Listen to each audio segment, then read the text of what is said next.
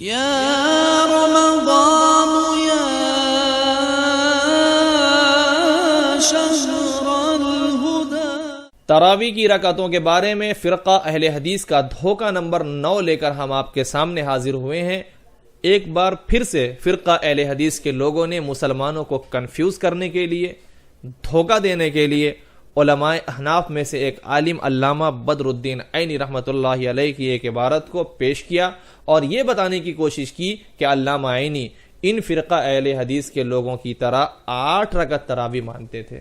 تو آج ہم آپ کے سامنے ان کی عبارت بھی پیش کریں گے اور ان کا مسلک پورا کے پورا کیا تھا وہ بھی پیش کریں گے۔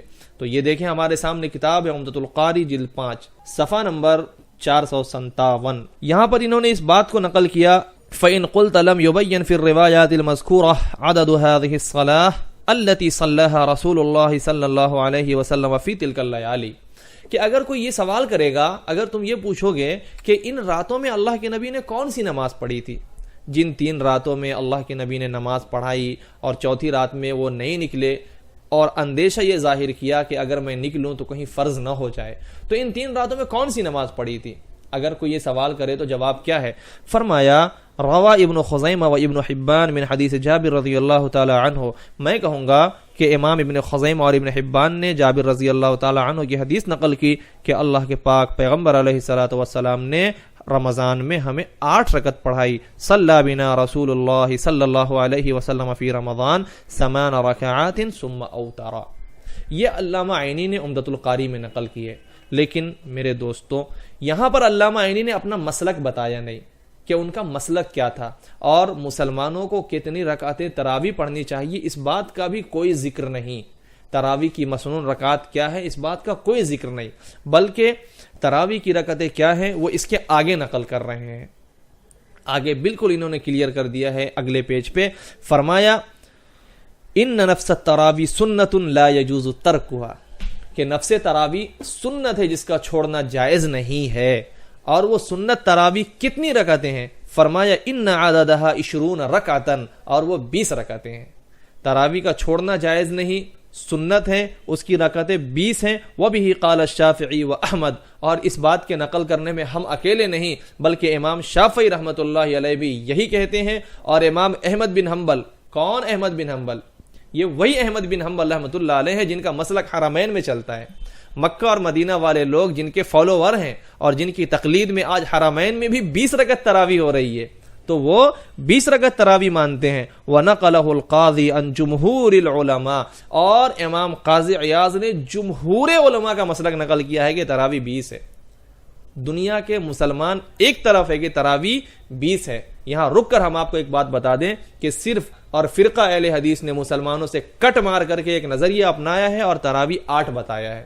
اب اس میں دوسرے علماء کو بھی کھینچنے کی کوشش کرتے ہیں جن میں یہ علامہ عینی بھی ہیں، لیکن علامہ عینی رحمۃ اللہ علیہ نے کلیئر کیا تراویح 20 ہے، اجماع امت سے ثابت ہے، جمہور علماء اس طرف ہیں اور اس پر صحیح حدیث سے دلیل موجود ہے۔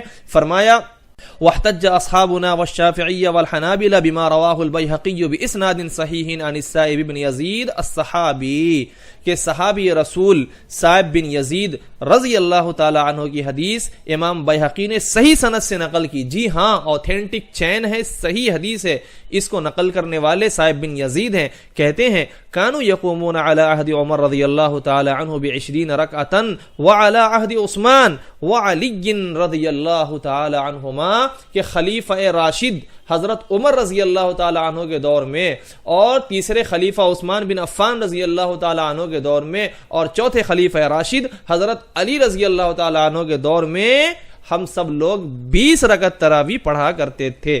اور آگے علامہ عینی رحمۃ اللہ علیہ فرماتے ہیں وَهَذَا كَالْإِجْمَاعِ، وَهَذَا كَالْإِجْمَاعِ، اب یہ اجماع سے ثبوت اس کا ہو گیا کہ یہ اجماع جیسی چیز ہو گئی۔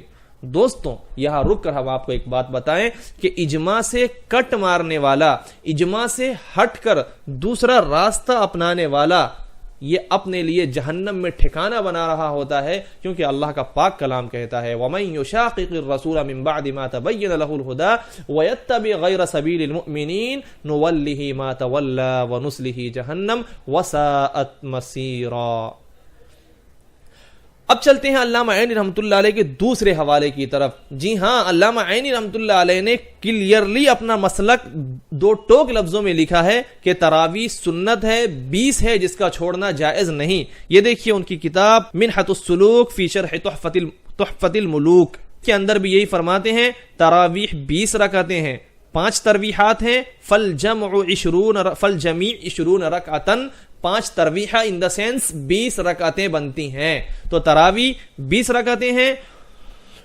وَلَنَا مَا رَوَى الْبَيْهَقِيُّ بِإِسْنَادٍ صَحِيحٍ، اور اس کے ثبوت پہ صحیح سند سے آنے والی حدیث موجود ہے جس کو امام بیہقی رحمۃ اللہ علیہ نے نقل کیا، جو ابھی ہم نے آپ کو پڑھ کے سنایا۔ آگے فرماتے ہیں فَصَارَ إِجْمَاعًا، تو یہ ہو گئی اجماع، یعنی اس کا ثبوت اب اجماع سے ہو گیا۔ اسی طرح انہوں نے ایک کام کیا ہے شرح معانی الاثار للطحاوی پر، جس کا نام ہے نخب الافکار۔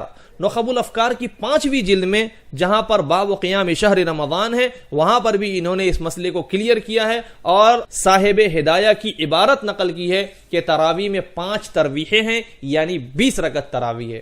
تو امید ہے فرقہ اہل حدیث کے وہ لوگ جو امیجز بنا کر کے لوگوں کے سامنے چلا رہے ہیں اور آڈیوز میں یہ بات پھیلا رہے ہیں کہ علامہ عینی رحمۃ اللہ علیہ تراویح 8 مانتے ہیں، امید ہے ان تک یہ بات پہنچ گئی ہوگی کہ تراویح وہ 8 بالکل نہیں مانتے تھے بلکہ تراویح 20 مانتے تھے۔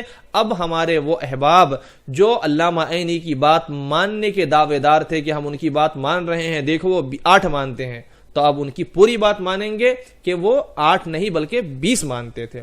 اور مسلمانوں سے گزارش ہے کہ اس طرح کی افواہوں پہ بالکل دھیان نہ دیں بلکہ اسلام کے اسکالرز کے ساتھ جڑے رہیں اور اسلام کے اسکالرز کی رہنمائی میں ان کے ساتھ ساتھ ان سے پوچھ کر کے دین پر چلیں۔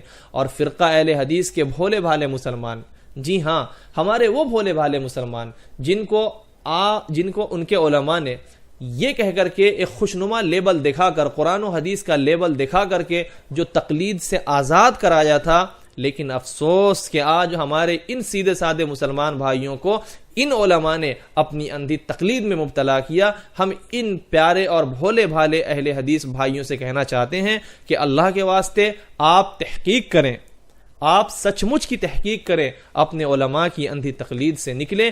جن علماء نے آپ کو یہ کہا تھا کہ تقلید نہ کرنا، قرآن و حدیث پہ چلنا، آج وہی علماء آپ سے جھوٹی باتیں، جی ہاں جھوٹی باتیں نقل کرتے ہیں، آدھی ادھوری باتیں نقل کرتے ہیں۔ ہم آپ کو یہ بات بتا دیں کہ آدھی ادھوری باتیں نقل کرنے والا، آدھی بات ماننے والا اور آدھی کا چھپا دینے والا، انکار کر دینے والا، یہ مسلمان نہیں ہوتا، یہ یہودیوں کا کام ہے۔ امید ہے ہمارے دوستوں سے کہ آپ کے سامنے فرقہ اہل حدیث کا دھوکہ کھل کر سامنے آ گیا ہوگا اور اس کا کیا جواب ہے وہ بھی آ گیا ہوگا۔